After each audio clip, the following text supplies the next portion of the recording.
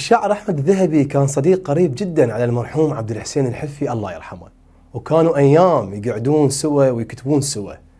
اجى خبر وفاة عبد الحسين الحفي الله يرحمه للشاعر أحمد الذهبي الساعة 12 بالليل. أحمد الذهبي قعد صفن فارتجل رأسا وقال: خبر موتك رسالة ب 12 بالليل والميت كلف مو سهلة سالفته.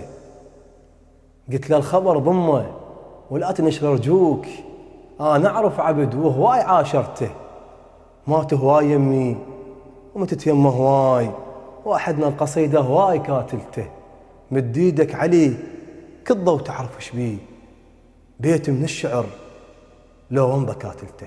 رحم الله المبدع عبد الحسين الحلفي، وحفظ الله الشاعر المبدع أحمد الذهبي. هذه جوار وأنا مرتضى القاسم.